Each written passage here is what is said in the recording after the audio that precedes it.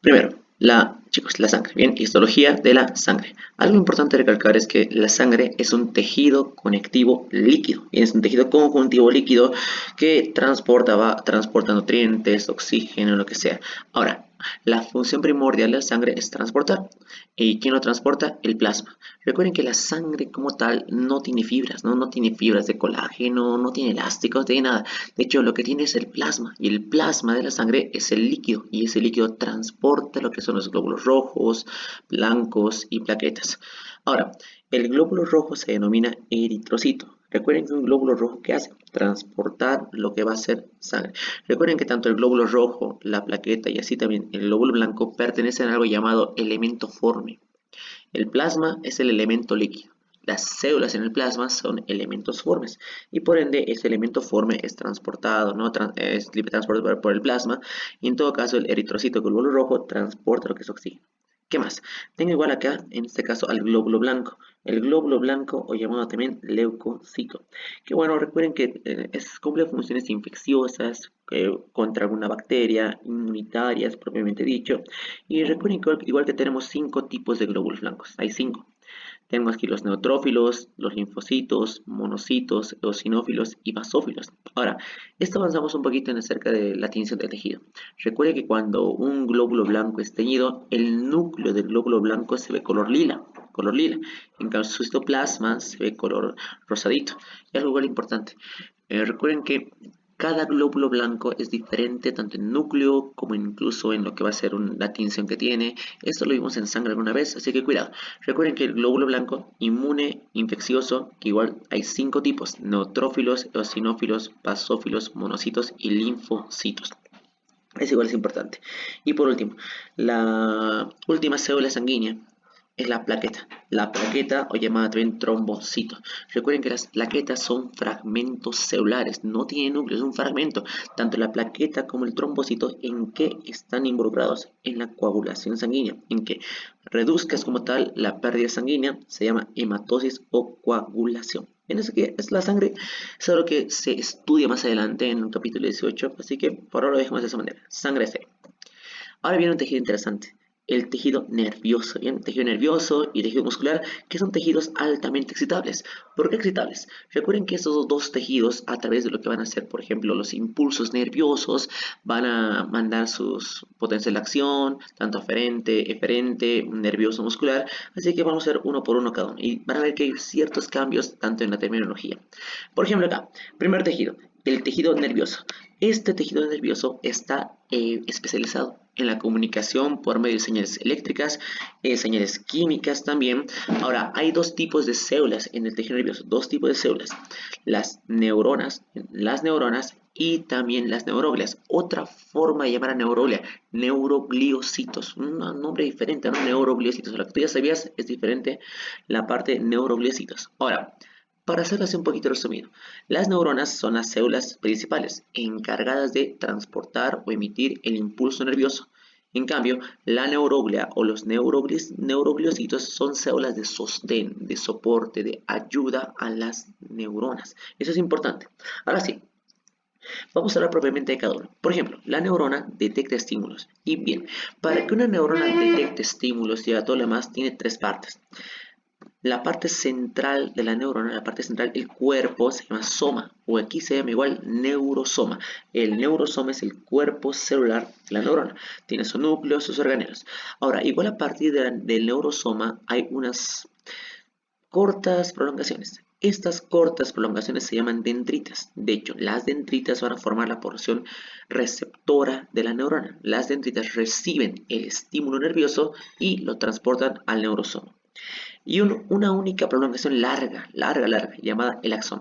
El axón se encarga de transmitir lo que va a ser el impulso nervioso hacia otra célula o hacia otra neurona en todo caso, ¿no? Así que en todo caso acá mi neurona tiene 3 partes. Neurosoma o cuerpo celular contiene núcleo organelos, las dendritas que van a formar la porción receptora en todo caso de la neurona, y lo que va a ser el axón. El axón va a ser largo y que va a comunicar o que va a mandar el impulso nervioso a la siguiente neurona. Ahora, hablemos un poco de la neuroglia, que Para ser pequeñito, bien, la neuroglia o los neuroglúcidos son más pequeñas que las neuronas, pero aunque son chiquititas, igual son mucho más numerosas que las neuronas. Ahora, tengo 6 tipos de neuronas, 4 en el sistema nervioso central y tengo 2 apenas en el periférico. Eso va a ser un tema de otra clase, pero lo que más me gustaría que recuerden es que la neuroglia, las células de la neuroglia son 6 neuroglias y que soportan, sostienen, ayudan, protegen incluso a lo que son las neuronas, y lo interesante es que son más numerosas. Ahora, ¿qué más acá? Hay 2 tejidos principales donde se encuentran el tejido nervioso, el encéfalo, muy bien, la médula espinal también. Igual ahí recuerden que se encuentran los nervios raquídeos y los ganglios también. Así que encéfalo, nervios, médula espinal y los ganglios son sitios donde se encuentra el tejido nervioso. Que en un futuro no muy lejano vamos a estar viendo esa parte. Ahora, la siguiente célula excitable se llama tejido muscular. Y bueno, el tejido muscular se contrae. Recuerden que el músculo se contrae y cuando se contrae estimula ya sea el movimiento, ya sea la contracción, aunque no solo eso, el músculo cuando se contrae o cuando un músculo se contrae no solo estimula, se podría decir, un movimiento del cuerpo o el corazón, también pasa lo siguiente. Eh, Digestión, importante la digestión, porque recuerden que en todo caso el músculo liso, por ejemplo, del estómago se contrae, hace peristaltismo y digestión, mueve los alimentos del estómago al intestino delgado. ¿Qué más? El tejido muscular elimina desechos. Respiración. ¿Por qué respiración? Recuerden que el diafragma es el músculo de la respiración junto a los intercostales. En todo caso acá igual está involucrado en eso. El habla, porque la fonación, chicos, la fonación, el habla no depende solamente de la boca, depende de la lengua, depende de los músculos supravideos y infravideos de la masticación, y en todo caso igual, así que igual la faringe. Y por último, la circulación sanguínea. Recuerden que las arterias, las venas tienen músculo. Ese músculo, como ya vimos, se expanden, se retraen, se expanden, se retraen y permiten como tal dicha circulación. Ahora, para hacerlo fácil, hay 3 tipos de músculo en el cuerpo, 3 tipos. El músculo esquelético o llamado músculo estriado, que esto es algo muy nuevo, bueno, es algo nuevo, algo interesante ver. El músculo esquelético o músculo estriado, que se encuentra en las extremidades, en los músculos de la parte corporal. El siguiente músculo, músculo cardíaco, que está exclusivamente en el corazón. Y por último, el músculo liso. Bien, el músculo liso que se encuentra en las vísceras. Se le llama músculos viscerales porque se encuentra estómago, intestinos, conductos, arterias, qué sé yo. Así que, bien, esta parte ten en cuenta, por favor, esquelético, cardíaco y liso, tejido muscular. Ahora, vamos a ver uno por uno. Y algo interesante, algo que siempre quiero que vean. Me gustaría que vean siempre en cada músculo si es voluntario o no lo es. Quisiera que vean en cada músculo si tiene estrías o carece de estrías. Y me gustaría que vean en cada músculo su ubicación. Bien, primer músculo. Miren, tejido o músculo estriado o bien llamado músculo esquelético. Este músculo es una fibra muscular larga, bien, es una fibra muscular cilíndrica, de hecho es cilíndrica, es larga. Ahora miren, tiene estas bandas transversales. Esas bandas transversales del músculo se llaman estrías, bien, son estrías. Eso dice que es un músculo estriado. Ahora bien, casi todos los músculos están unidos a huesos, excepto cuáles. Los músculos de la lengua no están unidos a huesos, de la porción superior del esófago, músculos faciales, los esfínteres tampoco lo están. Así que cuidado, el músculo estriado o músculo esquelético, músculo de una fibra larga, con núcleos, se denomina fibra muscular. Además, recuerden que es estriado. ¿Por qué se llama estriado? Porque tiene, miren, varias zonas, tiene unas bandas transversales que hacen una parte oscura, una parte clara, parte oscura, parte clara. ¿Listo? Eso es importante. Ahora, ¿qué más? El músculo esquelético o estriado se dice que es voluntario porque tú conscientemente puedes llegar a moverlo. Por ejemplo, tu brazo, tus deditos, la muñeca, cualquier cosita que tú quieras mover es algo voluntario. Músculo estriado, músculo voluntario. Eso es importante. Así que estriado o esquelético voluntario con estrías. El siguiente músculo, el músculo cardíaco, solo se encuentra en el corazón. Y miren, si lo ven detenidamente, igual, también el músculo cardíaco está formado por estrías, por ende es un músculo estriado. Solo que, ¿qué pasa acá? El músculo anterior, el músculo estriado barra esquelético, es un músculo voluntario. estriado y voluntario. En cambio, el músculo cardíaco, a pesar que tiene fibras estriadas, no lo es un músculo de carácter involuntario. Yo jamás puedo controlar como tal mi frecuencia cardíaca y por ende es un músculo involuntario. Hay otro más que lo controla, que incluso lo vimos, ¿no? El centro cardíaco controla en todo caso al corazoncito. Ahora, ¿qué más? Miren, las células que conforman el músculo cardíaco se llaman miocitos o igual llamados cardiocitos, que miren como en todo caso acá tienen sus núcleos, tienen un núcleo y miren, la región alrededor del núcleo es más clarita. Esta región clara alrededor del núcleo se llama región de glucógeno. Es un dato interesante. El núcleo lila depende de la tensión, pero alrededor del núcleo hay una región clara, región de glucógeno. Ahora, aquí va a ser igual algo interesante. Miren, una fibra cardíaca, un músculo cardíaco se comunica con otro músculo a través de engrosamientos. Estos engrosamientos entre los músculos, entre las fibras cardíacas o miocitos se denominan discos intercalares. En otras palabras, los discos intercalares unen una fibra cardíaca con otra, unen ambos miocitos, unen ambas fibras. Van a otorgar conexiones mecánicas y conexiones eléctricas. Ahora, aquí hay algo interesante que más adelante vamos a verlo y que el libro igual debería decirlo. Miren, cuando hablamos de una conexión mecánica del músculo cardíaco, hablamos que son conexiones fuertes que evitan que el músculo cardíaco se separe, o sea que los miocitos se separen durante la contracción.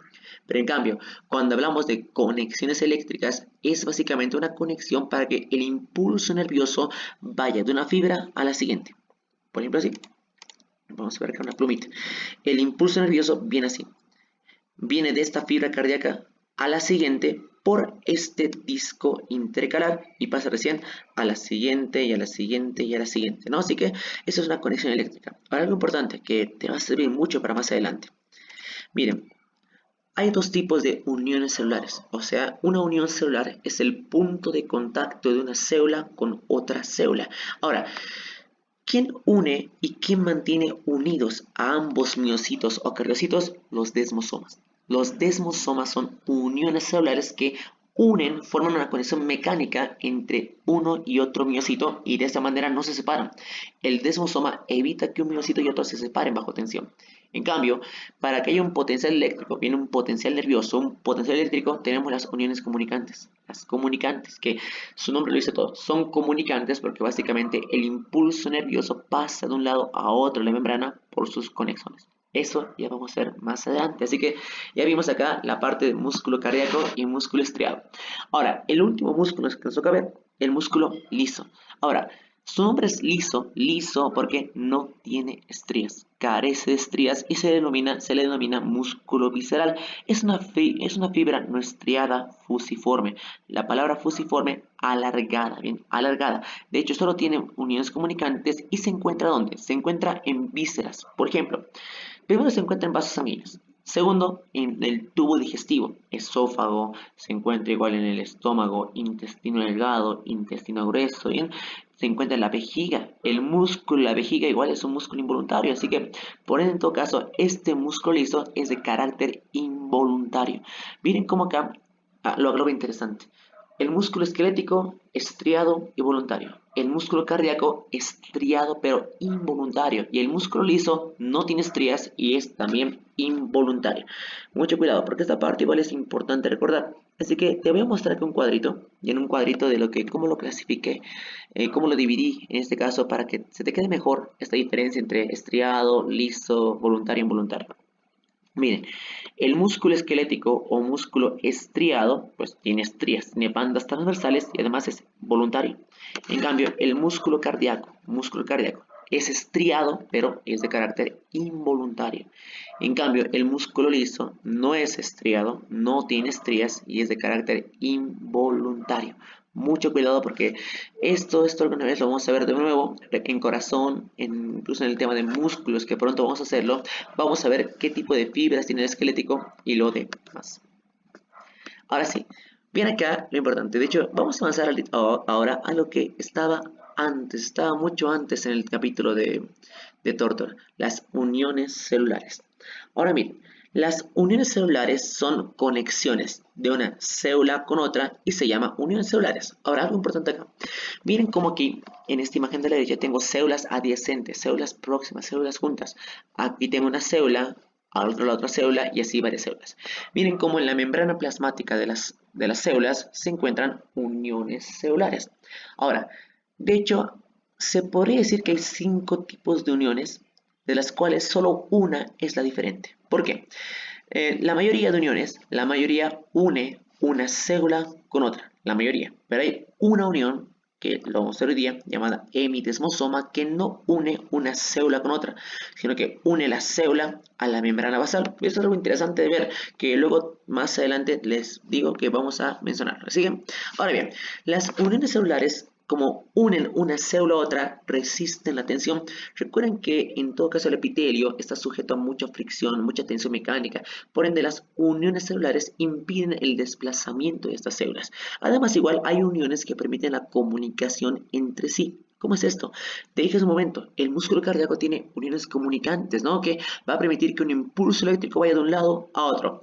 Por último, igual, desplazamiento de sustancias también por las propias uniones comunicantes. Así que bien, ya tenemos estas funciones acá, así que hablemos de una por una de los tipos de uniones que tenemos en la membrana.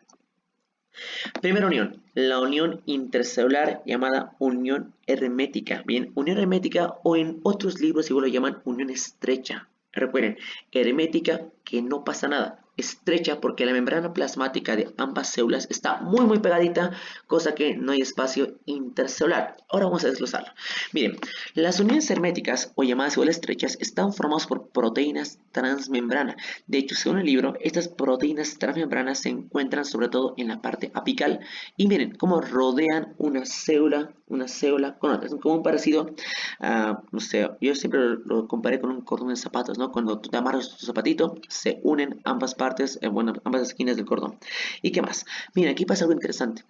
Estas proteínas, o sea, estas proteínas transmembrana que forman las uniones herméticas cierran el espacio intercelular. La palabra inter es entre. El espacio entre las células está sellado básicamente por la proximidad. Como esta proteína cierra tan fuerte lo que va a ser la membrana plasmática, no hay contacto entre membranas plasmáticas, no hay espacio y básicamente no hay espacio para que pase nada. Ahora, ¿dónde se encuentran estas uniones herméticas? Se podría decir que se encuentran en el tubo digestivo, también se encuentran en intestinos, por intestinos y tubo digestivo como el estómago. ¿Por qué? Por ejemplo, el estómago tiene algo llamado jugo gástrico. Jugo gástrico. El jugo gástrico no perfora tu estómago o no sale a partir de él por las uniones estrechas. Recuerden que por ejemplo, el estómago tiene moco, en su interior hay moquito, ¿no? Del epitelio cilíndrico simple hay moquito. Este moco es una barrera, pero ¿qué pasa en todo caso si no hay el moco? Por las uniones celulares. Si estas uniones no fueran muy estrechas o herméticas, podría salirse como tal dicho líquido, lo que sea. Igual en los intestinos, o incluso en la vejiga. La vejiga, chicos, también, chicos, tiene lo que va a ser en todo caso esto que son las uniones herméticas o uniones estrechas. Así que recuérdenlo muy bien, esta parte es importante, por favor. La siguiente unión, los desmosomas. Y bueno, hay que hacer mucho énfasis en el desmosoma porque aquí en el libro está está explicado de manera diferente. Primero acá, miren, los desmosomas tienen placas.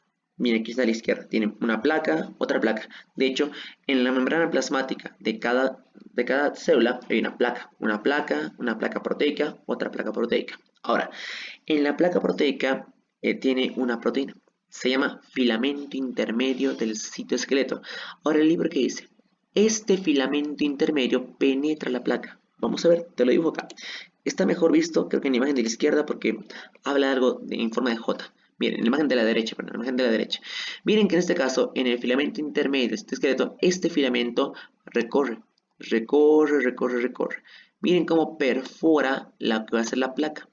Y cuando pasa al otro lado de la placa, toma una forma de J. Miren, entra y toma una forma de J, una forma encorvada. ¿Para qué? Para que la proteína esté unido a lo que va a ser la placa. Eso es importante, bien, para que la proteína esté unida a la placa.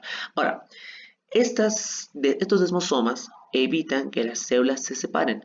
en lugares donde hay tensión mecánica, evita que se separen. Ahora, por ejemplo, miren, ya hablamos un poquito de esta proteína que te comenté que se encuentra en la placa, ¿no? Rodeando la placa, lo que sea. Ahora, ¿qué tenemos acá? Miren, aquí, a partir de cada placa se proyecta una proteína de adhesión. Esta proteína de adhesión une una placa con otra. Miren, es una proteína de adhesión de una membrana y viene aquí la otra proteína de adhesión de otra membrana. Son como coditos. Vean cómo son como coditos que se unen y básicamente esas son las proteínas que evitan que estas células se separen y que están presentes en lugares que se están sometidos a tensión mecánica. Por ejemplo, la epidermis, la piel, a mucha tensión mecánica, tiene desmosomas. El cuello uterino, y esto lo avanzamos esta semana. Recuerden que al hablar de cuello uterino hablamos de parto, por ende el cuello uterino, como se estira, como se dilata durante el parto, pues los desmosomas evitan esta separación y también los desmosomas se encuentran en el músculo cardíaco.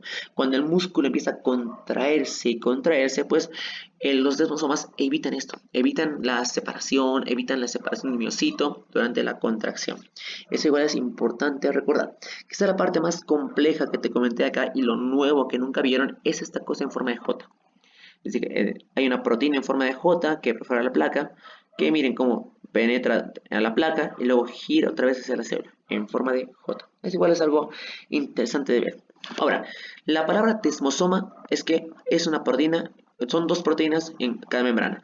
Ahora, la palabra hemi, chicos, siempre, siempre, siempre, la palabra hemi significa mitad, mitad de un desmosoma. Ahora miren, a diferencia de las otras uniones, el hemidesmosoma es la encargada de unir la célula, la que une hacia la membrana basal. El hemidesmosoma une la célula a la membrana basal y eso, chicos, es muy, muy importante porque de esa manera el epitelio no se desprende fácilmente, ¿no? Porque el epitelio tranquilamente se puede romper, desprender fácilmente de la membrana basal y de su tejido conjuntivo laxo. Pero el hemidesmosoma, como une el epitelio a la membrana basal, evita dicha separación. Ahora sí, nos toca hablar de la siguiente unión, que de hecho ya hablamos de las dos importantes y me falta la una que tiene varios nombres. Primero acá, la unión llamada unión comunicante, llamada igual gap junctions, uniones gap nada más. Ahora, se llama unión comunicante porque tiene un conexón. Miren, en la imagen de la derecha arriba, en la parte superior derecha, esta proteína se llama conexón, esta proteína se llama conexón. El conexón tiene 6 proteínas. Miren, cuenten bien. 1, 2, 3, 4, 5, 6. Son 6. Y las 6 proteínas están rodeando un poro, en este porito. Ahora, por este poro del conexón es donde se transporta todo, chicos. Transportan sustancias, transportan lo que va a ser estímulos nerviosos, lo que sea. Ahora bien, por estos conexones se transportan iones, glucosa, aminoácidos e incluso también se transportan pequeños solutos. Y eso es interesante. Ahora, ¿qué más? Miren cómo esta unión comunicante tiene diferentes funciones de acuerdo a dónde se encuentra. Y más que dónde se encuentra, en qué edad está. Por ejemplo, miren, en un embrión, aquí tengo un embrioncito, miren, un embrión, y pues para que el embrión crezca, para que el embrión no se prolifere, los nutrientes pasan de un lado a otro. O sea, por estos conexones que están viendo aquí en la imagen de la derecha, en la parte inferior derecha, por esos conexones, el impulso nervioso baja, ¿no? Viaja lo que hace el impulso nervioso, viaja las señales químicas, y de esa manera se desarrollan los sistemas circulatorios y además distribuyen nutrientes, ¿no ven? Conexones. Ahora, ¿dónde más se encuentran? En el músculo cardíaco y parte igual en el músculo liso. Recuerden que el músculo cardíaco, ¿para qué tiene uniones comunicantes? Para transportar el impulso eléctrico de un miocito al siguiente. Bien, transportar estímulos eléctricos para que de esta manera todos se contraigan al unísono. La palabra unísono es que todos se contraen en uno solo. Entonces al mismo tiempo se contraen y pasan y pasan y van pasando para que no haya ningún tipo de arritmia o ningún tipo de alguna alteración, ¿no? Ahora, están ausentes en el músculo estriado, es decir, en el músculo esquelético, están ausentes las uniones comunicantes. No tiene uniones comunicantes el músculo estriado o músculo esquelético. Así que nada, ya vimos acá básicamente las uniones. Recuerden bien, lo que me gustaría que recuerden bien es dónde se encuentra la unión. Desmosoma, por ejemplo, piel, corazón, vasos, las uniones comunicantes, como acá, embrión, músculo cardíaco, parte, el músculo liso. Igual, ¿qué une cada una? ¿Qué es lo que conecta? ¿Qué tiene? La unión comunicante tiene su poro, llamado conexón. El desmosoma tiene sus proteínas, sus elementos intermedios, ¿no? Tiene sus proteínas como tal. Y listo, chicos. Ya hablamos entonces básicamente de uniones Ya hablamos de sangre y nervioso, que eran partes, chicos, medio que fáciles y sencillas de hablar al comienzo. Ahora vamos con la parte que para mí lo considero un poquito, no compleja, pero sí interesante de ver. Las glándulas, ¿bien? Las glándulas. Recuerden que una glándula es básicamente epitelio. El epitelio, ya sea cualquier epitelio, por ejemplo el plano simple, el cilíndrico simple, forma glándulas. Ahora, una glándula es una célula, un órgano que secreta sustancias. ¿Bien? Esta sustancia puede ser secretada a un conducto, a la luz o lo que sea. Ahora, el producto de la glándula puede ser algo sintetizado por las células glandulares, como enzimas digestivas, o algo extraído de los tejidos y modificado por la glándula, como la orina. Así que la secreción de la glándula puede ser enzimas o puede ser algo modificado por la glándula, como orina. O incluso como la leche. Igual la leche es una glándula sorípara modificada, que igual es algo que vamos a ver luego. Ahora, ¿qué libro te da dos conceptos interesantes, chicos? La secreción y la excreción. Como bien avanzamos en clase, les dije, excreción, eliminar. Bien, pero miren, aquí dice lo siguiente. La secreción, o cuando algo es secreción, si el producto es útil para el cuerpo, como una enzima u hormona, se llama secreción. O sea, si yo lo voy a usar, una enzima, una hormona, qué sé yo, cualquier cosa que yo voy a usar que sea útil para mi cuerpo, se llama secreción. En cambio, cuando algo es un producto de desecho que no lo voy a usar en mi cuerpo, excreción. Así que excreción si es un producto de desecho y secreción si es un producto útil para el cuerpo. Las glándulas están compuestas sobre todo por tejido epitelial, lo que te comenté, pero suelen tener un marco y una cápsula de tejido conjuntivo de soporte. Algo interesante que el libro lo dice. Miren cómo el tejido epitelial, que está acá, se invagina. Cuando el tejido epitelial se invagina, ahí forma esta glándula. Se podría decir que una glándula es una invaginación de lo que va a ser nuestro querido tejido epitelial. Ahora sí, hablando en sí de glándulas, hay dos tipos de glándulas. Hay glándulas exocrinas, hay glándulas endocrinas. Incluso su nombre te dice todo. Exo afuera, endo adentro. Por ende, vamos a clasificarlas y vamos a ver uno por uno qué función tiene cada glándula. Por ejemplo, qué buena imagen acá, porque bien, en la izquierda tenemos la glándula exocrina, muy diferente. En la derecha, las glándulas endocrinas, y muy diferente también. Vamos a explicar por qué. Primero acá, hablando de la glándula exócrina. Primero, la glándula exócrina tiene contacto con la superficie, o sea, la glándula exócrina desemboca su secreción a un conducto. Bien, esto que ven acá que estoy señalando, que lo voy a dibujar, aquí está, esto es un conducto. Por ende, la glándula exócrina libera su secreción, lo libera hacia lo que va a ser un conducto. Bien, lo libera hacia un conducto y este conducto puede salir a la superficie corporal o puede salir a la luz de un órgano. Es importante. Hay dos tipos de secreción. Cuando se secreta a la luz del órgano, o sea, al hueco, a la cavidad, como el estómago, al lumen del intestino, lo que sea. Y también, chicos, a la secreción hacia la superficie corporal, que básicamente se secreta hacia afuera. No es más que secreción, es una excreción de sudor hacia afuera. Un ejemplo. Ahora, en cambio, las glándulas endocrinas, la palabra endo adentro, crino, secreción. Recuerden que una glándula endocrina libera algo importante llamado hormonas. Ahora, aquí algo interesante. Las glándulas endocrinas no tienen conducto. Como no tienen conducto, básicamente no hacen contacto con la superficie, no desembocan afuera. Una glándula endocrina jamás libera su secreción hacia afuera, sino que por lo que carecen de conductos. De hecho, secretan sus productos directamente hacia la sangre. Por ejemplo, acá, esta glándula endocrina que ven acá, aquí está, esta endocrina que vemos acá, en lugar de que vaya hacia afuera, cosa que eso no pasa, chicos, no pasa para nada, ¿qué hace? En lugar de eso, mire, va hacia la sangre. Transporta su producto de secreción hacia la sangre. Y por la sangre, dicha hormona, por ejemplo, va a viajar por todo lo que es el cuerpo. Eso es importante, hormonas. Y una hormona lo describe como un mensajero químico para estimular células de otras partes del cuerpo. Muchas hormonas que tenemos, ¿no? Como la insulina, glucagón, PNA, qué sé yo, que pronto lo vamos a conocer. Ahora, algo interesante. Hay un concepto aquí, entre comillas, nuevo ingresado, la glándula mixta. Cuando una glándula es tanto exocrina como endocrina, es mixta. Por ejemplo, el páncreas. El páncreas, los ovarios, los testículos son glándulas mixtas. ¿Por qué? Tiene una parte que es exocrina, y una parte que va a ser endocrina. Por ejemplo, tu libro de ejemplo del hígado. El hígado libera bilis. Y libera bilis, pero igual el hígado libera otras hormonas más, libera hormonas endocrinamente, ¿no? Así que el hígado libera bilis, eso es exocrino, porque va a liberar hacia afuera, es un conducto, y libera hormonas también, eso es endocrino. Así que tengan en cuenta, por favor, los órganos que tienen básicamente dos componentes, tanto exócrino como también un componente endocrino. Eso igual es importante. Ahora, hablando de un tipo de glándulas, las glándulas unicelulares. De hecho, vamos a hacer dos tipos de glándulas.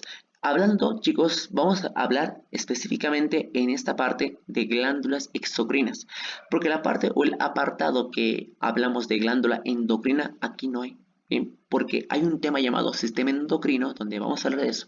Así que en este capítulo 5 vamos a centrarnos en las glándulas exocrinas. Ahora bien, miren, hay dos tipos de glándulas exocrinas, las pluricelulares y las unicelulares. Ahora, las glándulas unicelulares, que su nombre dice todo, no es una sola célula, son células secretoras que se encuentran en un epitelio que tiene predominancia no secretora. ¿Cómo es esto? O sea, hay glándulas unicelulares, como las caliciformes, que se encuentran en un epitelio que tiene una predominancia no secretora. Por ejemplo, vía aérea. Recuerden que el epitelio que ven a la izquierda es un epitelio cilíndrico pseudoestratificado ciliado. Vía aérea, chicos, se encuentra en los bronquios, en la cavidad nasal y no tienen como tal una función secretora, así que se encuentra en ese sitio. Igual recuerden que incluso las células caliciformes se encuentran igual en parte del tubo digestivo, estómago, intestino, también tiene ciertas glándulas más. Y pues nada más. Ahora sí, vamos a hablar de lo siguiente. Lo siguiente que viene sí igual es importante. Estructura, cómo está formado una glándula exocrina. Primero acá, vamos a ver acá a la derecha cómo está la forma. Miren la imagen de la derecha. Primero, la glándula exocrina tiene una cápsula. Hay una cápsula que rodea la glándula, una cápsula. No solo eso, además, esta cápsula está tabicada. ¿Cómo está tabicada? Vamos a verlo. Miren, lo que les comenté, la cápsula, tranquilamente la cápsula rodea y rodea. Pero, miren cómo hay tabiques. Hay tabiques. Hay como que unos septos que van perforando, que van penetrando el interior de lo que va a ser en todo caso el estroma de lo que va a ser la cápsula de una glándula exocrina. Ahora, estos tabiques dividen a una glándula exocrina en dos cositas. En lóbulos y también los dividen en lobulillos. Ahora vemos esta parte. Miren, por ejemplo acá, aquí está tabicado, se llama lóbulos, ¿no? Que pueden verse a simple vista. En cambio, los tabiques más finos van a separar en lobulillos, lobulillos, lobulillos y lobulillos. Ahora, algo igual. Ahí miren cómo se ve bien acá que hay vasos sanguíneos que van a llegar a los tabiques y también en todo caso a los lobulillos. Ahora algo importante. Miren, las células realizan las tareas, o estas células exocrinas realizan las tareas de síntesis y secreción. Reciben el conjunto, el nombre parénquima. El parénquima es el tejido de la glándula, es el tejido sostén, por decir, de la glándula. Ahora, en todo caso, esta glándula exocrina a simple vista es un epitelio cuboidal simple o quizá un epitelio cilíndrico simple, ¿no? Recuerden que el epitelio cuboidal simple se encuentra en conductos, hígado, lo que sea, como una glándula igual, ahí se encuentra lo que es un epitelio cuboidal simple. Así que es igual, es importante a recordar para más adelante, ¿no? Ahora, viene aquí una clasificación, chicos, que quizás es nueva para ustedes, quizás no. Miren, ya vimos de las glándulas unicelulares, las caliciformes. Ya vimos cómo está formado la estructura de una glándula exocrina. La cápsula, los tabiques, los lóbulos a simple vista, los lobulillos internamente, y que su interior básicamente tiene vasos sanguíneos, nervios y lo que sea. Ahora me toca ver qué tipos de glándulas exocrinas multicelulares hay. Ya vi las caliciforme. Ahora me toca ver las pluricelulares o las glándulas unicelulares, multi o unicelulares. Ahora bien, miren, esta parte yo lo divido bien bonito.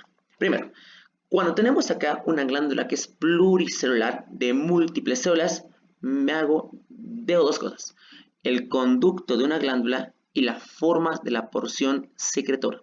¿Qué conducto tiene y cuál es la forma de la porción secretora? Ahora bien, miren, hay dos tipos de conductos: conductos ramificados y conductos no ramificados. Por ejemplo acá, miren, si un conducto no es ramificado, miren cómo es, por ejemplo acá, el conducto es esta cosa que ven acá, en este conducto de tubo azul. o lila es el conducto. Si un conducto no está ramificado, la glándula se llama glándula simple. Glándula simple. En cambio, si un conducto sí está ramificado, como aquí de la izquierda, como está en varias ramificaciones, en todo caso acá, esta glándula de la izquierda. Esta glándula ramificada se llama la glándula compuesta. Cuidado, recuerden, esto es importante porque antes el libro los diferenciaba bien, pero por ahora, chicos, recuerden bien esa parte. En esta glándula que veo, conductos. Si el conducto está ramificado, se llama glándula compuesta. Si no poseen ramificaciones, se llama glándula simple. Ahora, ¿qué más hay que ver? La forma, lo que ven aquí en rosado, la forma de la porción secretora. Por ejemplo, hay dos formas, tubular y forma redondeada, en forma de tubo o en forma de saco.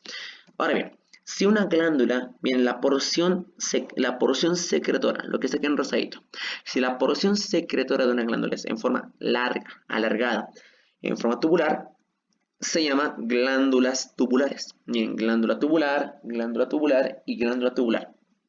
Pero en cambio, si la porción secretora de una glándula no es tubular, sino es redondita, es más un saco ovalado, se le puede llamar, chicos, acinar alveolar. Ven acá qué gran diferencia acá, ¿no? Más o menos. Vamos a verlo acá. Miren, en una glándula que es tubular, miren, es un tubo. Es un tubo. En cambio, en una glándula que es acinar o alveolar, es más redondito. Es mucho más redondito. Así que recuerden, cuando el conducto de una glándula, estoy hablando en la parte de la izquierda, cuando el conducto de una glándula está ramificada, glándula compuesta. Si no es ramificada, simple. Si la porción secretora es tubular, glándula tubular. Si es una forma redonda, glándula acinar o glándula alveolar. Ahora, aquí hay una fusión, una combinación. Por ejemplo, hay una glándula que es tanto tubular como es acinar o alveolar. Se llama la glándula túbulo acinar. Miren, esta glándula tiene tanto una forma, se podría decir una forma redondeada y una forma larga. Se llama la glándula túbulo acinar. Bien, es una túbulo acinar compuesta que nuestro libro, chicos, en esta parte, bien, no lo ve. O sea, antes en Tórtora mencionaba, chicos, esta es una glándula tubular simple, compuesta, qué sé yo. Ahora aquí, chicos, no. Solo se limita a mostrarte cuáles son tubulares, cuáles son redondeadas, cuáles son simples y cuáles son compuestas. Y pienso que igual es una buena forma de poder ver esto. Igual acá, miren, aquí hay una imagen en tu libro. Por ejemplo, la primera imagen, un túbulo enrollado simple. Miren que la parte que está amarilla es un conducto. Es un conducto que no está ramificado. Como no está ramificado, es un conducto simple. Dije eso, ¿no? Cuando un conducto no es ramificado, glándula simple. Y se le llama, chicos, enrollado porque, miren, la porción secretora, a pesar que es tubular, es helicoidal. O sea, gira, bien, gira como una hélice. ¿Dónde se encuentra esto? La glándula sudorípara. Incluso acá tenemos dos, el acinar compuesto y el túbulo acinar compuesto. Miren, se llama acinar. La palabra acinar es que la porción secretora es redondeadita. Y esta te dije, acinar es formas redondeadas, ¿no? Así que está, bien, acinar redondeada. Y es compuesto, ¿por qué? Porque es un conducto ramificado. Aquí lo mismo, túbulo acinar. ¿Por qué se llama túbulo acinar? Porque tiene una parte tubular, una parte redondita, y igual es compuesto porque tiene un conducto ramificado. Así que el acinar compuesto, glándula mamaria, el túbulo acinar compuesto, páncreas. Recuerden, siempre igual es bueno estudiar ejemplos de los libros, porque cada libro tiene su ejemplo diferente, y el Saladín tiene muchos más. Ahora, nos toca ver la parte de tipos de secreciones. Ya vamos a acabar esa parte de secreciones y glándulas y vamos a empezar la parte de membranas y luego de membranas y reparación que sea mucho más fácil, chicos. Miren, primero, hay 4 tipos de glándulas: serosas, mucosas, mixtas y glándulas citógenas. Ahora bien, miren, las glándulas serosas, como dice su nombre, serosas, van a producir líquidos finos y acuosos. Leche, lágrimas o jugos digestivos, ¿no? Líquidos finos, acuosos, como lo que va a ser incluso el sudor, la leche, lágrimas y jugos digestivos. En cambio, una glándula mucosa, por ejemplo, primero se encuentra en la lengua, en el velo del paladar, o sea, en el paladar blando.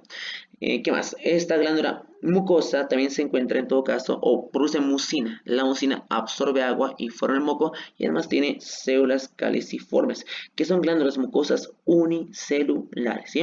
O sea, entonces la glándula mucosa se encuentra en lengua, paladar blando, produce una proteína llamada mucina que absorbe agua y forma moquito, y en las células caliciformes, que es una glándula unicelular, también es parte de la glándula mucosa. Ahora la siguiente, la glándula mixta.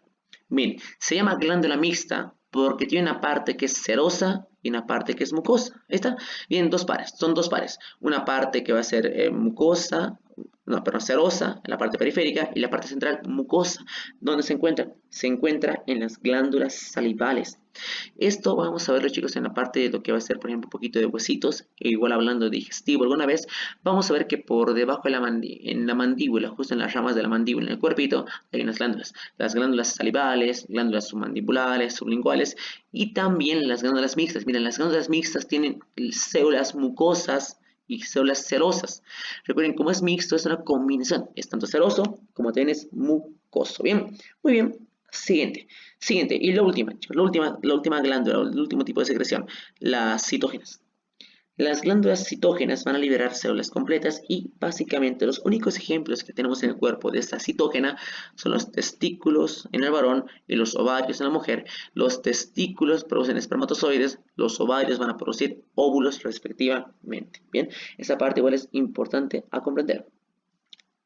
La siguiente, miren, acá tenemos dos tipos de secreción. Aparte de ver qué tipos de glándulas hay, aparte de ver qué tipos de secreciones, hay que ver cómo secreta sus productos de secreción una glándula. Hay dos tipos, la glándula merocrina y la glándula holocrina. Holocrina, merocrina, ¿no?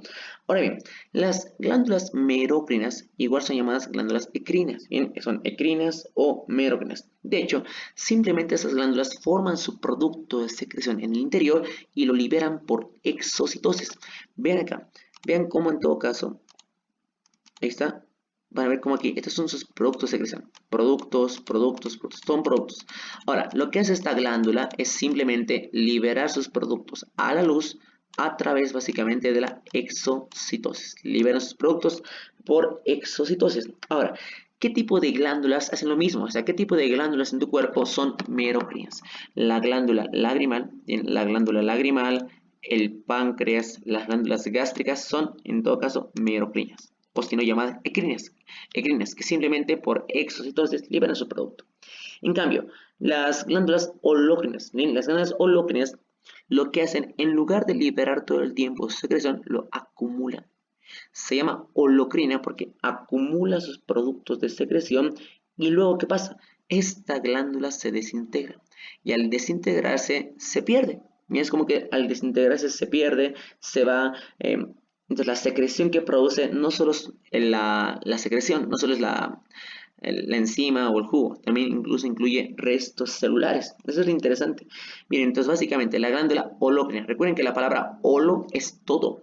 Por ende, en esta glándula holocrina, en la holocrina, almacena su producto, lo almacena y luego lo libera. Libera todo, libera la secreción, libera la propia célula, libera lo que es la sustancia fundamental, chicos, libera básicamente todo, ¿bien? ¿Dónde se encuentra esta glándula holocrina? Pues en el cuero cabelludo, en parte del cuero cabelludo y glándulas de los párpados, son parte básicamente de las glándulas holocrinas. Listo. Ahora, hay otro cierto tipo de glándulas, ¿bien? La glándula apocrina, ¿bien? Glándula apocrina. Esta secreción apocrina se ve en las mamas, se ve en las axilas, ¿bien? Ahora, ¿qué pasa acá? En todo caso, en esta secreción se acumula. Se acumula el producto de la secreción, se acumula el producto y al acumularse el producto en la parte apical, este producto acumulado se sale, se desprende y listo. Lo que pasa acá es que al final es como que deja una herida en la célula apócrina y luego se repara.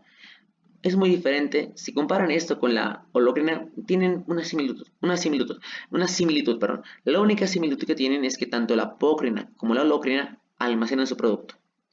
Pero la holocrina libera todo el producto de la secreción a la misma glándula holócrina en el resto celular. En cambio, en la secreción apócrina, chicos, acumula su producto en la parte apical y solamente esa parte acumulada es desprendida y luego es liberada. Se acuerdan que la glándula apocrina, chicos, se encuentra en la glándula mamaria, se encuentra en las axilas y pues nada más. Listo. Ya vimos entonces como tal la parte de, ya vimos la parte de glándulas, de hecho digamos todo glándulas, la endocrina, exocrina, ya vimos la parte de sangre, nervioso, muscular. Sé que chicos quizás están ahí y todos los que estamos aquí, quizás es un poco pesadito, pero hay que aguantar. Siempre estas horas que ya son casi media clase, doy un pequeño descanso, pero hay que seguir chicos, hay que seguir todo bien. Ahora sí, vamos a hablar de las membranas, membranitas. Y esta parte es interesante, porque recuerden que hay diferentes tipos de membranas. Membranas cutáneas, membranas serosas, membranas mucosas, incluso la membrana sinovial, que de eso chicos vamos a hablar el día de hoy. Bien, primera membrana. Bien, la primera membrana, la membrana más grande del cuerpo, se llama la membrana cutánea o simplemente la piel. Recuerden que la membrana cutánea está compuesta de dos tipos de tejidos. Es epidermis, que es epitelio pavimentoso estratificado, queratinizado por fuera, y profundamente es dermis. Bien, es dermis, chicos. Recuerden que la dermis es tejido conjuntivo. Por ende, la membrana cutánea, la más grande, sencillamente es la piel. La piel tiene dos partes. La parte superior, llamada epidermis. La epidermis es un epitelio pavimentoso estratificado con queratina, queratinizado. Recuerden que la palabra queratina es una proteína que almacena células muertas, la protección contra cualquier patógeno. En cambio, la dermis, chicos, la dermis es un tejido conjuntivo. Por ejemplo, de hecho, en la dermis se encuentra el tejido conjuntivo areolar, también se encuentra el tejido conjuntivo denso y irregular, que son partes, chicos, de la dermis. Ahora, ¿qué función tiene en todo caso la membrana cutánea? De hecho, tiene una sequedad relativa, ¿bien? Es un poquito seca. Recuerden que la queratina, chicos, tiene un glucolípido de membrana que es impermeable al agua. Por ende, en este caso, esta membrana cutánea tiene una sequedad relativa. Resiste la deshidratación del cuerpo, proporciona un ambiente inhóspito para el crecimiento de microorganismos infecciosos. ¿Cómo es esto? De hecho, la piel tiene un montón de bacterias. Tiene un montón de bacterias, son básicamente que viven con nosotros, no nos hacen daño. Pero cuando estamos con unas bajas defensas pueden hacernos daño. Pero de esta manera la piel proporciona un ambiente inhóspito, bien, inhóspito, que no es habitable para el crecimiento de cualquier microorganismo invasor. Membrana cutánea. Lo que me gustaría que siempre recuerden para toda su vida, la epidermis y la dermis. Ahora la siguiente, la membrana mucosa. Bien, la membrana mucosa. Primero, esta membrana mucosa recubre las vías que se abren al entorno exterior, como el tubo digestivo, recubre las vías respiratorias, vías urinarias e incluso igual recubre al aparato reproductor. Y es importante, mucho cuidado. Recuerden, la palabra clave de la membrana mucosa, recubre vías que se abren hacia afuera, al exterior. Por ejemplo, el estómago, el intestino, bien, son membrana mucosa porque se abren hacia afuera. Ahora bien, ¿qué función van a cumplir en todo caso estas membranas mucosas? Absorción, secreción y la protección. De hecho, la mucosa, que es la mucosa, consta de las siguientes capitas. Miren, la mucosa tiene lo siguiente, tiene epitelio, tiene una capa de tejido conjuntivo llamado la lámina propia y la última capita, lo tomo como tercera capa, la capa muscular de la mucosa. Así que te lo pongo acá. La membrana mucosa tiene tres tejidos. Primer tejido, epitelio. Segundo tejido, la lámina propia, que básicamente es tejido conjuntivo laxo.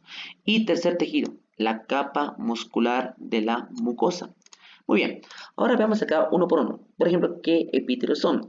En todo caso acá, miren que el epitelio, en todo caso acá en la mucosa, a lo que se ve es un epitelio cilíndrico pseudoestratificado, ciliado. Miren cómo tiene la cubierta externa de moco, incluso que tiene cilios. Recuerden que los cilios transportan. Tienen la mucina, ¿no? La glucoproteína que se encarga de producir un moquito. Es un epitelio cilíndrico, la mucosa es un epitelio cilíndrico pseudoestratificado.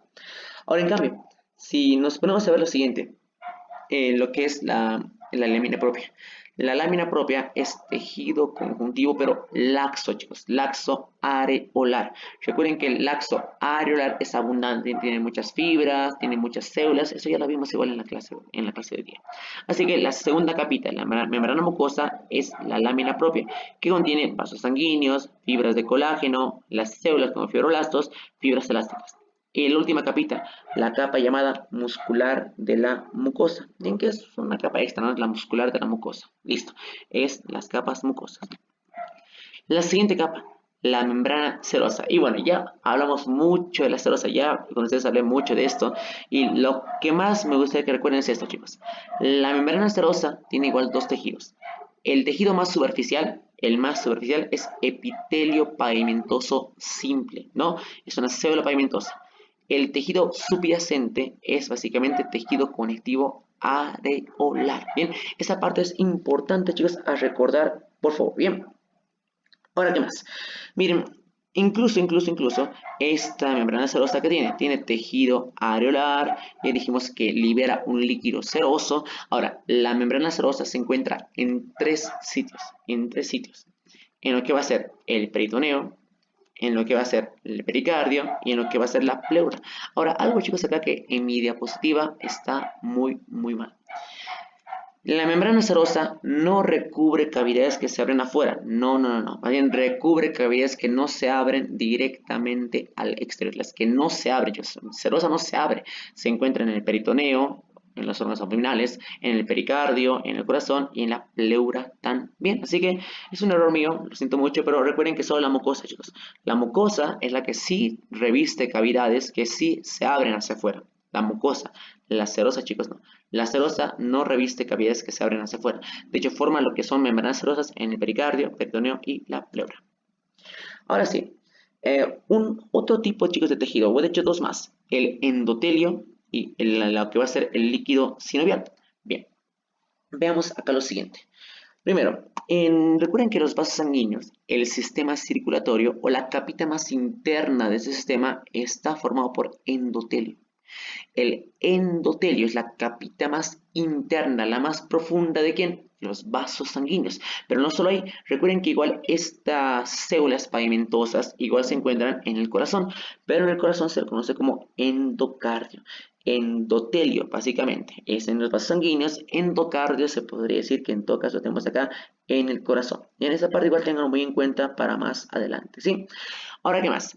Hay un cuarto tipo de membrana. Bien, ya vimos mucosa, serosa, cutánea. Hay un cuarto tipo de membrana llamada la membrana sinovial. Ahora, lo que están viendo acá en la imagen de la derecha es una articulación. Una articulación es la unión de dos huesos. Esa es una articulación, dos huesos como tal. Ahora, en todo caso acá, entre la unión de ambos huesitos hay un líquido. Esta cavidad, más que otra cavidad se llama cavidad sinovial. ¿Qué contiene la cavidad sinovial? Contiene líquido sinovial. Ahora, en este líquido, en esta articulación, hay membranas sinoviales fibrosas, que están compuestos solo, chicos, de tejido conjuntivo. Y eso, chicos, es demasiado importante. Recuerden en todo caso esta parte. La membrana sinovial, que se encuentra en articulaciones, solo tiene tejido conjuntivo. Pero si comparan con lo anterior, el seroso tiene los dos. Tiene conjuntivo, tiene epitelio. El mucoso tiene los dos. Tiene epitelio y tiene conjuntivo. Tiene los dos. La membrana cutánea tiene los dos. Igual tiene epitelio y dermis, que es tejido conjuntivo. Así que, a diferencia de lo que va a ser la membrana cutánea, la mucosa y la serosa, la membrana sinovial no tiene epitelio. Solo tiene tejido conjuntivo. Nada más, ¿bien? Y recuerden que igual se encuentra acá el líquido sinovial lubricante de dicha articulación. Esta parte, chicos, es importante a recordar y cuidado, por favor, cuidado. Les insto mucho a que lean bien esa parte porque esa parte es muy importante. Ahora sí, ya viene un poquito la parte, entre comillas, la parte light, la parte relajadita del tema, porque ya vamos a hacer cosas incluso más interesantes, como, no sé, el crecimiento normal de un tejido, cómo se llama cuando se muere un tejido, cómo se ve cuando se muere un tejido. Y son diferentes tipos de imágenes que vamos a ver más adelante. Ahora, por ejemplo acá, el último punto, el punto 5.6, crecimiento, desarrollo, reparación y degeneración de los tejidos. Bien, primero, vamos a hablar primero del crecimiento, bien, del crecimiento tisular. Ahora, dijimos esto. Crecimiento es el aumento del tamaño corporal. Ahora, hay dos formas de crecimiento, ya sea aumentando el tamaño o aumentando la cantidad de las células. Por ejemplo, acá, la hipertrofia. La hipertrofia es un aumento, chicos, del tamaño. Miren como acá una célula es chiquitita y cuando es una hipertrofia aumenta el volumen, aumenta el tamaño de la célula. Antes era pequeña, ahora está grande. En cambio, en la hiperplasia, chicos, en la hiperplasia es un crecimiento del tejido por medio de la división o de la multiplicación celular. O sea, lo que eran 4 celulitas nada más, en la hiperplasia se dividen. Son 6, son 8, son 10, lo que sea. Esa es hiperplasia. Así que en otras palabras, aumento en cantidad, hiperplasia. Aumento en volumen, agrandamiento, hipertrofia. Eso es importante. Ahora lo siguiente, la palabra neoplasia. Miren, mucha gente piensa neoplasia, tumor, neoplasia, cáncer. De hecho, el concepto real de neoplasia es nuevo, plasia, formación. Es la formación de un nuevo tejido, es el desarrollo de algún tumor, ya sea benigno o ya sea maligno, que tiene un tejido normal que no es funcional. Así que esa parte igual tengan en cuenta. Neoplasia no es sinónimo de cáncer, no lo es. Hay neoplasias benignas, neoplasias malignas. Bien, así que es un tejido anormal, básicamente tejido normal. Ahora bien, ya vimos que es hipertrofia, hiperplasia y neoplasia. Ahora me toca ver un poquito acerca del desarrollo de los tejidos. Ahora sí, miren, aquí hay algo importante, que recuerden que los tejidos que no son especializados se transforman en tejidos especializados, ¿no? Eso se llama, chicos, diferenciarse, ¿no? La palabra diferenciación es con una célula madre no especializada, no diferenciada, se diferencia, se transforma en una célula madre, no una célula madre, en una célula diferenciada, especializada. Por ejemplo, la célula madre de la sangre, los hemocitoplastos o la célula madre hematopoyética, que es una célula madre, se divide y tiene que transformarse en lo que va a ser el glóbulo rojo, glóbulo blanco, las plaquetas y así, ¿no? Eso se llama, chicos, diferenciación, que de hecho esa parte ya está en nuestro libro igual. Ahora, también hay otro concepto nuevo, llamado la metaplasia, Ahora bien, en la metaplasia es un cambio de un tejido maduro por otro maduro. O sea, dos tejidos maduros se intercambian, metaplasia. Por ejemplo, un epitelio que es plano, no mejor acá, en la imagen de la derecha, un epitelio, por ejemplo, que es cúbico o cilíndrico, es un epitelio maduro, pasa ahora a ser un epitelio plano, un epitelio escamoso. Eso es metaplasia. Cuando se desarrolla o cuando se transforma, es el cambio de un tejido maduro por otro maduro. Por ende, como acá, ¿no? En este caso, el epitelio cilíndrico simple, cilíndrico, forma alargada, se convierte en otro maduro, llamado epitelio escamoso o epitelio pavimentoso. Ahora, hay aquí muchos ejemplos. Por ejemplo, según lo que dice el libro, podríamos hablar de la vagina de una niña, ¿no? En las vaginas de los infantes está recubierto por epitelio cuboide. Pero en la pubertad ya no es epitelio cuboide, ahora es epitelio pavimentoso certificado, no queratinizado, ¿no? Porque recuerden, el epitelio cuboide simple no está adaptado como tal para el roce, la fricción del parto, del acto sexual. Por ende, en todo caso, en el genital de las mujeres, de las niñas, es cuboide simple. Cuando llega la pubertad, ese cuboide simple sufre una metaplasia, que se transforma básicamente en un epitelio pavimentoso certificado no queratinizado, para que tengan una mejor adaptación a la vida, a la vida del adulto, qué sé yo. Ahora, ¿qué más? Por ejemplo, igual tenemos acá otro ejemplo en los que son fumadores, en los fumadores, que un epitelio cilíndrico pseudo certificado de bronquio se transforma en un epitelio pavimentoso estratificado. ¿Cómo es esto? Miren, cuando alguien está fumando mucho, chicos, normalmente nuestro bronquio, el bronquio es un epitelio pseudo estratificado, los bronquios, pero el cigarro irrita mucho. ¿Y qué pasa? Cuando tú estás fumando y ese humo ingresa a tus bronquios, el epitelio del bronquio, ¿qué dice? Bien, el epitelio del bronquio es cilíndrico pseudo estratificado. Es simple, en otras palabras. No está adaptado a ese componente irritante. Por ende dice lo siguiente, cuando tú fumas mucho, tu epitelio cilíndrico simple dice, tu epitelio cilíndrico pseudo dice esto, me voy a transformar en un epitelio pavimentoso estratificado, ¿para qué? Para resistir, para aguantar este cigarrillo. Porque recuerda, el epitelio del bronquio no es resistente al tabaco. No es irritante, básicamente. Por ende, ¿qué hace? Inteligentemente se convierte en otro epitelio que resista ese cigarrillo irritante. Eso se llama, chicos, metaplasia. Solo que no se por eso, no es inteligentemente, ¿no? Esto provoca cáncer. Ahora, por ejemplo, en lo que es el esófago, cuando un paciente bebe mucho alcohol, mucho alcohol, incluso, ¿qué más? Bebe mucho alcohol, toma sustancias irritantes como pura Coca-Cola, cualquier cosa, el esófago es mucosa, es húmedo. El esófago tiene un epitelio plano estratificado, pero cuando tú le das mucha abrasión, que le quemas algo urente, cualquier cosa irritante, poco a poco lo cambia y puede convertirlo en una metaplasia. Ese epitelio que es plano puede cambiar a otro epitelio que te provoca alguna vez un cáncer. Así que hay que tener cuidado con las metaplasias, ¿no? Medio que las fisiológicas están bien, pero como que cuando ya es algo por la enfermedad, como alcohol, cigarrillo, ya, chicos, eso sí es algo grave. Ahora, tenemos acá los citoblastos. Bien, el crecimiento y la diferenciación de los tejidos dependen del suministro adecuado de citoblastos o de la célula madre. Bien, un citoblasto es una célula madre, así que depende el crecimiento, la diferenciación de tejido, depende básicamente de la célula madre. Y bueno, miren qué buena imagen acá. La célula madre es la célula que se divide, se transforma y dice acá como un meme, ¿no? Llévate la chaqueta que estás refrescando y no vayas por ahí haciendo mitosis. Eso básicamente le está diciendo a un tejido maduro que no se divida constantemente, ¿no? Nada más. Ahora, aquí tenemos lo siguiente, una nueva palabra que sea para ustedes. La palabra plasticidad. Bien, miren, la plasticidad es básicamente la capacidad de una célula de poder cambiar de forma o de poder diferenciarse, de poder crecer. Tiene plasticidad, aprende eso, plasticidad. Ahora, miren, hay dos tipos de citoblastos, los citoblastos embrionarios y los citoblastos adultos. Hay dos tipos de citoblasto, embrionario y adulto. El citoblasto embrionario son también de dos tipos, el totipotente y el pluripotente. En cambio, los citoblastos adultos son dos, multipotente y unipotente. Y de hecho, cada uno es muy diferente al anterior. Bien, miren, vamos a ver acá. En todo caso, el citoblasto embrionario, en todo caso, el totipotente tiene el potencial de ser cualquier tipo de célula humana diferenciada. ¿Cómo es esto?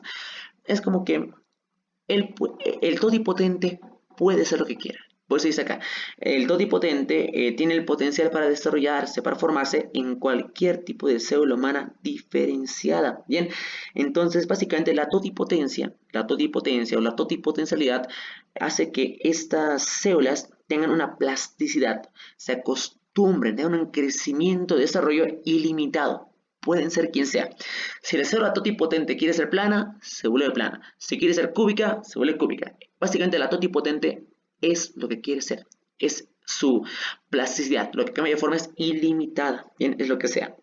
Ahora, en cambio, la otra célula. La célula, se podría decir ahora la pluripotente. Bien, ahora, la pluripotente se desarrolla en el embrión, pero no en los órganos accesorios del embarazo. Por lo tanto, a diferencia de la totipotente, la pluripotente tiene una plasticidad, tiene la capacidad de desarrollarse ya un poco limitada, ¿bien? O sea, no es tan ilimitada como se puede decir como lo que es la totipotente. La totipotente es todo, en cualquiera. La pluripotente, chicos, no lo es. La pluripotente, su plasticidad de desarrollo es ya muy poco limitada. Ahora sí, ahora veamos un poquito la vida del adulto. En el adulto tenemos dos citoblastos, multipotente y unipotente. Bien, ahora bien, miren, esto lo sabemos bien porque ya vimos esta parte en lo que es biología, un poquito de morfo, que en las células del adulto se dividen por mitosis. Bien, eso es por mitosis. Ahora, las células nuevas reemplazan las antiguas y por último, en el caso de los multipotentes, estos son capaces de desarrollarse en dos o más líneas de células diferentes, pero no en cualquier tipo de célula corporal. Bien, ojo, recuerden, los multipotentes se desarrollan en dos o más líneas de células diferentes, pero no en cualquier tipo de célula corporal. Las células o los citoblastos unipotentes, bien, las unipotentes tienen la plasticidad más limitado, porque solo pueden convertirse en un tipo de célula madura. Ya solo pueden formarse una madura. O sea, aquí viene lo siguiente. Unipotentes es más limitado porque solo puede transformarse, convertirse en un tipo de célula madura. Espermatozoides, óvulo, qué sé yo. En cambio, la multipotente puede desarrollarse en dos o más líneas de células diferentes, ¿no? Puede ser lo que sea. Puede ser un eritrocito, leucocito o lo que sea. Bien, nada más, es muy importante. Multipotente es más ilimitado, es más dos líneas diferentes. El unipotente solo pueden convertirse en un tipo de célula madura.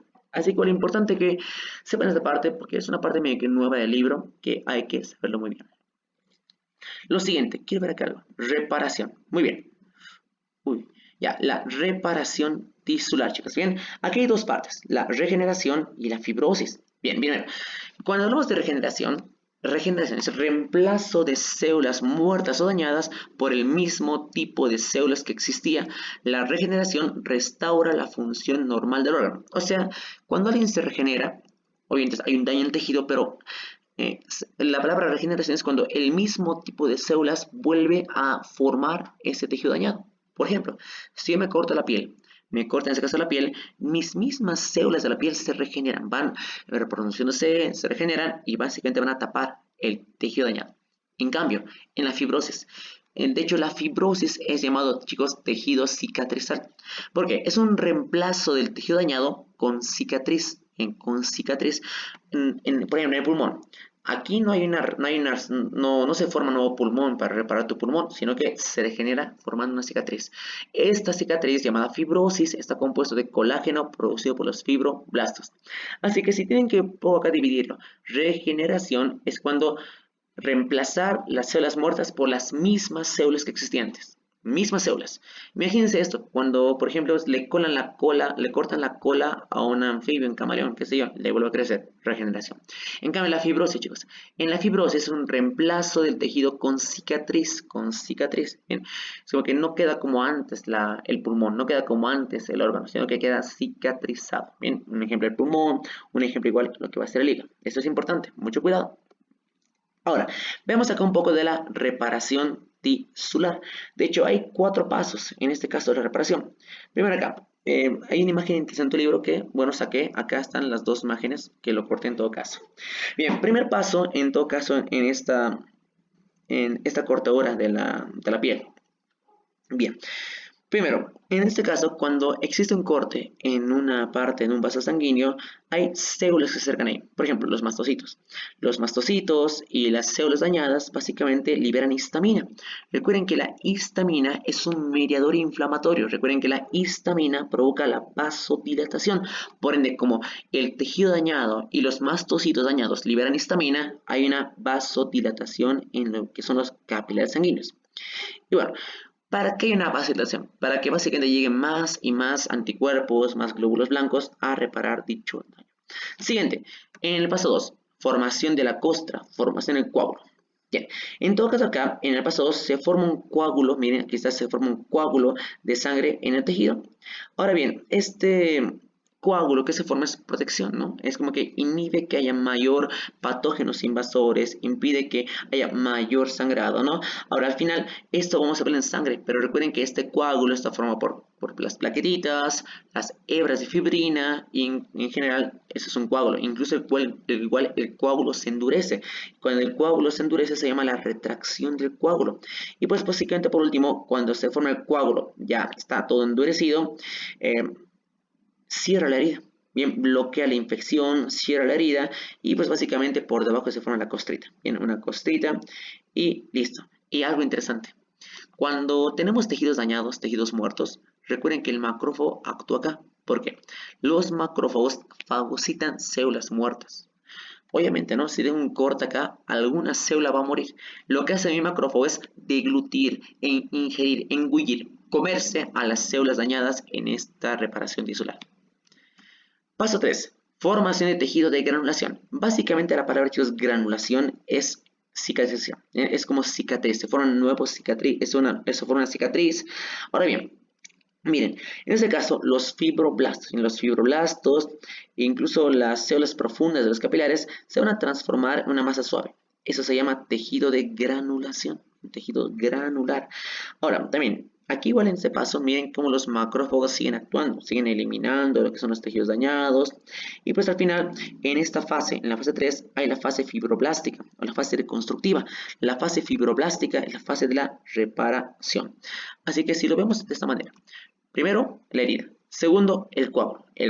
Tercero, ahora viene formar el tejido granular, el tejido de granulación, que está formado por fibroblastos, ¿verdad? Y que forma la fase fibroblástica, la fase de reparación, que puede durar incluso este coágulo o esta reparación, esta fase puede durar unos 2 a 3 días después de la lesión y dura hasta 2 semanas, después de la lesión. Y ahora el último paso, en el cual hay la regeneración epitelial y fibrosis del tejido conjuntivo. En regeneración del epitelio, miren cómo el epitelio se recubre con el mismo epitelio, pero en cambio acá el tejido conjuntivo es la fibrosis. Entonces, en todo caso acá, recuerden que las células epiteliales tienen una alta capacidad de multiplicarse. ¿Por qué? Porque el tejido conjuntivo laxo es rico en vasos. Como es rico en vasos sanguíneos, le aporta a estas células la capacidad de mitosis. Se dividen mucho y se regeneran porque la misma célula es epitelial, se regenera, bueno, y se pone en el sitio dañado, se llama regeneración. ¿Y qué más? Lo siguiente, miren qué pasa con el tejido conectivo subyacente, se fibrosa, se forma una cicatriz. Recuerden en todo caso que en la fibrosis no es el mismo tejido, bien, es diferente, es un tejido llamado tejido cicatrizal. Y pues básicamente ahí está todo, bien, tejido cicatrizal. Y se llama al final la fase de remodelación o la fase de la reparación. Ahora bien, vamos chicos, los prometo, esta sí es la última página, la última parte de nuestro querido tema de titular y así están listos para su examen del día de mañana, que es virtual a las 7. Degeneración y muerte de los tejidos. Miren, aquí lo siguiente. Tenemos una palabra aquí, no nueva, pero una palabra interesante, la palabra atrofia. Atrofia. La palabra atrofia, chicos, solo trofia. Trofia es crecer. Trofismo es crecimiento. La palabra a es sin. La palabra atrofia se puede definir como una célula o un tejido que no crece. Más bien al contrario, decrece, se hace más pequeñito. Eso es atrofia, ¿no? Cuando hay una reducción en el tamaño o la cantidad de las células. Ahora, hay varias causas de atrofia. Por ejemplo, la atrofia senil. La palabra senil es viejito, ¿no? Cuando nosotros estamos viejitos, imposible que estemos así con actividad física, qué sé yo, caminando de un lado a otro, muy complicado. La atrofia senil es una atrofia del músculo debido a la falta de actividad física, ¿no? En el caso de los viejitos, incluso por las hormonas también. Luego, la atrofia por desuso. Esto sí, chicos, esto nos va a dar la mayoría. Cuando uno es bien, por ejemplo, bien flojo, no le gusta hacer nada, tiene atrofia por desuso. O sea, tú no haces ejercicio, ni siquiera subes las gradas, ni siquiera haces esto, caminas, no haces nada, chicos, atrofia por desuso. Tus músculos solitos, por la falta de uso, van a empezar a atrofiarse, ¿no? A atrofiarse. Ahora, hay otros problemas acá. Por ejemplo, en astronautas y en un traumatismo. ¿Qué pasa acá? Cuando un astronauta viaja al espacio, supuestamente el astronauta es físicamente adaptado, está viajando al espacio. ¿Solo que qué pasa? Antes, en los viajes espaciales, no había, solo era como que el astronauta en su nave y nada más, y sin gravedad. De esa manera no hacía nada de ejercicio, no hacía nada de movimiento y volvía todo atrofiado. Incluso no podían caminar cuando salían en sus naves. Ahora, en cambio, en la segunda imagen, puede haber parálisis o puede haber, perdón, atrofia por desuso en caso de que una extremidad esté inmovilizada o igual incluso en que haya parálisis. ¿Qué pasa si yo, por ejemplo, me fracturo mi húmero y estoy 2 meses, 3 meses, 4 con este cabestrillo? Cuando me saquen el cabestrillo, ¿voy a estar todo tranquilo como era antes ese rato? No, me toma tiempo, chicos. Mi líquido sinovial, mis células, todo se acostumbra recién. Bien, aquí hay una parte interesante, chicos, del tema. Necrosis, infarto. Bien, miren que la imagen que está ahí es muy descriptiva. Bien, la palabra necrosis es muerte prematura y patológica de un tejido. Ahora, ¿qué puede provocar esta necrosis? Qué feo, ¿no? Miren cómo la piel que estaba todo bonito, encostado, se murió. Se murió la piel y en la zona de lo que es el quinto dedo, cuarto, tercer dedito, está todo excavado, todo muerto, tejido dañado, tejido necrótico, muerto, muerte patológica. ¿Por qué? Puede ser causado por toxinas, infecciones, cualquier otra cosa más, incluso la falta de lo que va a ser irrigación puede causar la necrosis. Ahora, en cambio, el infarto es básicamente cuando no hay flujo sanguíneo. Cuando hay una obstrucción en el flujo sanguíneo, es infarto. Ahora, puede haber infartos en cualquier parte, pero infartos muy comunes, infarto en el cerebro, el infarto cerebral, y hay también infarto miocárdico, infarto lo que es en el corazoncito. Así que son dos infartos, ¿no? Infarto es una obstrucción del flujo sanguíneo. Este infarto puede ser cerebral o puede ser en todo caso infarto cardíaco. Bien, esa parte igual es importante recordar. Las siguientes imágenes, miren, gangrena y úlcera por decúbito. Y bueno, aquí como no estoy grabando, chicos, nada, como no estoy grabando nada, voy aquí a quitar esas imágenes. Y vamos a mostrarte la verdadera. Cosa que sé que es un poquito como que, perdón, un poquito como que choqueante un comienzo, pero veamos acá. Miren, la gangrena.